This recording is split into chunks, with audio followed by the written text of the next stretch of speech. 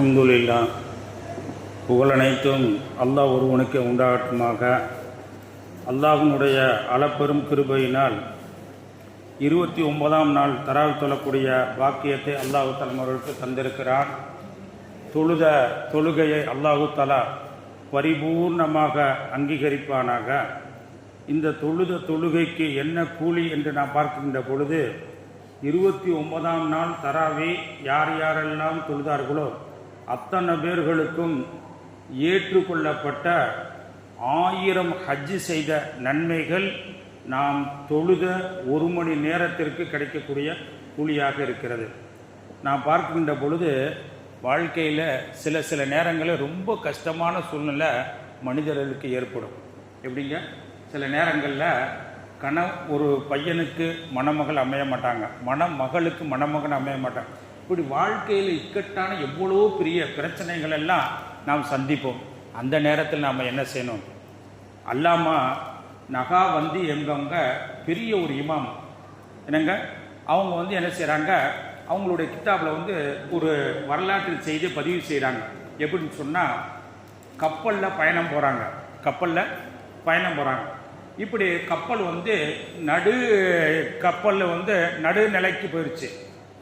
நடுநிலைக்கு போயிடுச்சு. இப்படி நடுநிலைக்கு போன உடனேயே பார்த்தா யதார்த்தமாக புயல் காற்று வீச ஆரம்பிச்சிருச்சு. எப்படிங்க, புயல் காற்று வீச ஆரம்பிச்சு. எந்த அளவுக்கு சொன்னா கடுமையாக வீசுது. அப்போ கப்பல் ஆடுது. அப்போ மக்கள்லாம் பயப்படுறாங்க. எந்த அளவுக்கு சொன்னா மக்கள் அப்படி உருண்டு போறாங்க, ஒருவருக்கு மேல் ஒருவர் விழுகிறாங்க. அவர்களுடைய பொருட்கள் எல்லாம் அந்த பக்கம் போகுது, இந்த பக்கம் போகுது. இப்படி உச்சகட்டமான ஒரு நிலையை வருகின்ற பொழுது கப்பல் ஓட்டக்கூடிய அந்த மாலுமி சொல்றாங்க, அவங்களுடைய கடவுளிடத்தில் பிரார்த்தனை செய்யுங்க. எப்படின்னு கடைசியில் டாக்டர் என்ன சொல்லுவாங்க, ஏதாச்சும் நம்ம போனோம்னு வச்சுங்களேன், என்ன சொல்லுவாங்க, உங்க ஆண்டவன்ட்ட நீங்க பிரார்த்தனை செய்யுங்க. அப்போ அதே போல அந்த மாலுமி சொல்றாங்க, உங்க கடவுள்கிட்ட அவங்கவுங்க பிரார்த்தனை செய்யுங்க அப்படிங்கிறாங்க. மக்களுக்கு ஒரே பதட்டம், படபடப்பு, என்ன ஆகுமோ. இப்படிப்பட்ட ஒரு சூழ்நிலையில் மக்கள் எல்லாம் விளங்கி கொண்டாக நமக்கு மௌத்தினுடைய அறிகுறி வந்துருச்சு. ஏன்னா கப்பல் அப்படி ஆடுது, இப்படி ஆடுது, புயல் போடுது, ஒருவர் மேல் இன்னொருவர் பொருட்கள் அங்கே போகுது. இப்படியெல்லாம் இருக்கக்கூடிய தருணத்தில் பார்த்தீங்களாக்க, அங்கே பார்த்தீங்களா ஒரே ஒரு ஆள் ஒரு ஷேக்கு என்ன செய்யுங்க, ஒரு விஷயதாரி, ஒரு மார்க்க விஷயத்தை கற்றுக்கொண்ட ஒரு மாமேதை நல்லா தூங்குறாங்க. எப்படிங்க, நல்லா தூங்குறாங்க. ஆனா எல்லாரும் அந்த பக்கம் போறாங்க, இந்த பக்கம் வர்றாங்க, பொருட்கள் எல்லாம் ஒரு பக்கம் போகுது. இப்படிப்பட்ட பதட்டம், படபடப்பு உள்ள நிலையில ஒரே ஆளு மட்டும் என்ன செய்ய நல்லா தூங்குறாங்க. தூங்கிட்டா சில நேரத்தில் பார்த்தீங்களாக்கா ஒரு தூங்குற பின்னாடி பிறகு நல்ல புத்துணர்வு ஏற்படும். அந்த கஷ்டம் சிரமம் எல்லாம் போயிடும். அப்ப இவர் தூங்கிட்டு இருக்காங்க. எல்லா மக்களும் எழுப்புறதுக்கு யோசிக்கிறாங்க. என்னடா நம்மளாம் எப்படி உயிரை கையில புடிச்சுக்கிட்டு இருக்கு, இவர் அப்படியே அசால்ட்டா தூங்குறாரு அப்படின்ட்டு ஒரு வழியை தூங்கி முடிச்சு அந்த பெரியவர் மாமேதை எல்லாத்தையும் அழைச்சாங்க. அதுக்கு முன்னாடி பார்த்தீங்களாக்க அந்த கப்பல்ல உள்ளவங்க எல்லாருமே பாவ மன்னிப்பு கேட்டுக்கிட்டாங்க. 40 நாள் நம்ம கப்பல்ல பிரயாணம் போய்கிட்டு இருக்க தருணத்தில் இன்னொருவர் ஏதாவது பேசியிருப்பாங்க. சாதாரணமா பஸ்ல போறப்ப அவன் காலை இதை மிச்சின, இவன் காலை மிச்சின, பிரச்சனை வரத்தான். அப்ப 40 நாள் நம்ம இப்ப வந்துட்டோம் கப்பல்ல. இப்ப நமக்கு மத்தியில ஏதாவது கருத்து வேறுகள் ஏற்பட்டிருந்தா மன்னிச்சுக்குங்க. காரணம் கடைசி நிலையில இருக்கிறோம், மூத்து நிலையில இருக்கிறோம், பாவங்களை எல்லாம் மன்னிச்சிருங்க அப்படின்னாங்க. இப்படிப்பட்ட தருணத்தில் இந்த பெரியவங்க மாமேதை கூப்பிட்டு எல்லாத்தையும் வாங்க அப்படின்னாங்க. வந்தனே அவங்க சொன்னாங்க, என்ன சொன்னா சல்லு. எப்படிங்க, சல்லு நீங்க அலா ரசூலுல்லாஹி ஸல்லல்லாஹு அலைஹி வஸல்லம் அவர்கள் மீது ஸலவாத்து சொல்லுங்க. நான் தூங்குனேன்னு நீங்க நினைச்சீங்க. நான் தூங்கி கொண்டிருக்கக்கூடிய தருணத்தில் நபிகள் நாயகம் ஸல்லல்லாஹு அலைஹி வஸல்லம் அவர்கள் என்னுடைய தூக்கத்தின் கனவில் சல்லு யா ரசூலுல்லாஹி ஸல்லல்லாஹு அலைஹி வஸல்லம் அவர்கள் மீது நீங்க ஸலவாத்து சொல்லுங்கள். எத்தனை தடவை சொல்லுங்கள்? அல்ஃப மர்ரா, 1000 தடவை ஸலவாத்து சொல்லுங்கள் என்று என்னுடைய கனவில் ரசூலுல்லாஹி ஸல்லல்லாஹு அலைஹி வஸல்லம் அவர்கள் சொன்னார்கள்.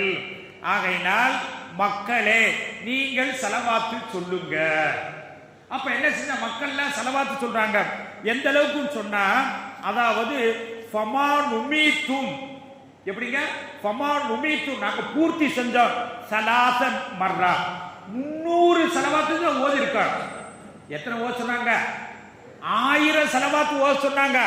அப்படி பதட்டத்தில் படபடப்புல ஸலவாத்து ஓத ஆரம்பிச்சிட்டோம்.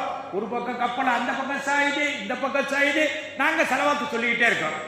எந்த அளவுக்கு சொல்லியிருக்கோம்? 300 தடவை தான் முடிச்சிருக்கோம். ஃபமா நுத்திம்மு ஸலாஸ மியத்தின், 300 ஸலவாத்து தான் முடிச்சிருந்தோம். ஆனா கப்பல் பார்த்தீங்க நார்மல் ஆயிடுச்சு. கப்பல் நார்மல் ஆயிடுச்சு. ஆட்டமெல்லாம் சரியா போயிடுச்சு. எப்படிங்க? அது மட்டுமல்ல, நாங்க பாத்தீங்களாக்க நல்ல விதமாக போய் கரை ஏறிட்டோம். நல்ல விதமாக நாங்க போய் என்ன செஞ்சிட்டோம்? கரையில போய் வந்து சேர்ந்துட்டோம். சொல்லிட்டு சொல்றாங்க, நாங்கள் அந்த ஸலவாத்தை 300ஓடு நிறுத்தவில்லை, 1000 ஸலவாத்துகள் ஓதி நிறைவு செய்தோம். நிறைவு செய்ததுடைய கூலி என்ன தெரியுங்களா? நாங்கள் எதை இழந்தோமோ அதை பெற்றுக்கொண்டோம். என்ன இழந்தோம்? பக்கத்தில் நம்ம பிரயாணத்தில் போறோம், அதாவது பேக்கு வச்சிருப்போம், நம்ம ஜாமான வச்சிருப்போம், வண்டி சர்வீன்னு கீழே போனா அந்த ஜாமான் அங்க போயிரும், இங்க போயிரும், இப்படி எல்லாம் போயிடும். அப்ப அதே நேரத்தில் எங்களுடைய பொருட்கள் எல்லாம் காணவில்லை, தெரியவில்லை. உயிருக்கு பயந்து கொண்டிருக்கக்கூடிய தருணத்தில் இறங்கிய பிறகு பார்த்தீங்களாக்க எங்களுடைய பொருட்கள் எல்லாம் அத்தனையும் கிடைத்து விட்டது அப்படிங்கிறாங்க. அப்ப நம்ம பார்க்கின்ற பொழுது அதைத்தான் ரசூலுல்லாஹி ஸல்லல்லாஹு அலைஹி வஸல்லம் சொல்றாங்க, ஒருவர் உயிருக்கு போராடி கொண்டிருக்கிறார் என்று சொன்னால் அவருக்கு அருகில் 1000 தடவை ஸலவாத்து சொல்லுங்கள்.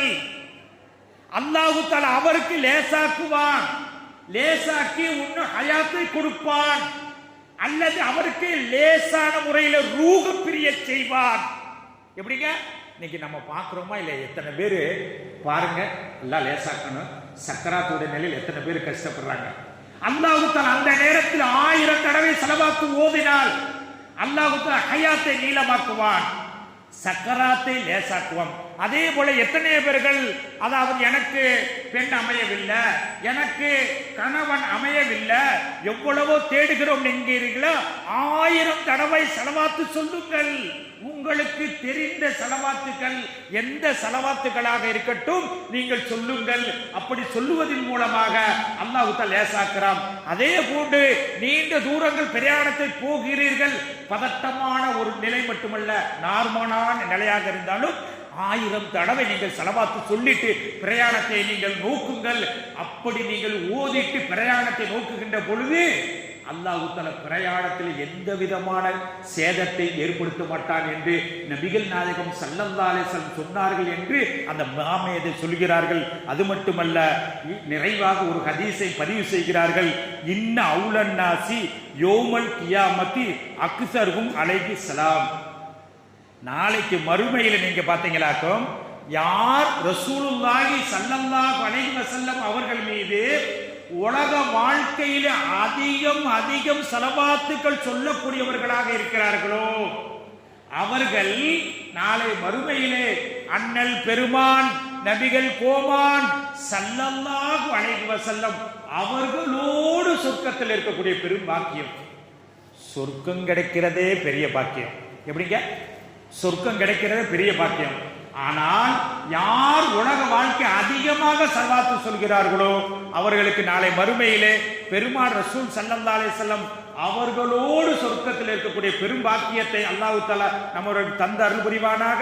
வாழும் காலகட்டத்தில் பெருமான் ஸல்லல்லாஹு அலைஹி வஸல்லம் அவர்கள் மீது அதிகம் ஸலவாத்து சொல்லக்கூடிய நன்மக்களாக உங்களையும் என்னையும் ஆக்கி அருள் புரிவானாக.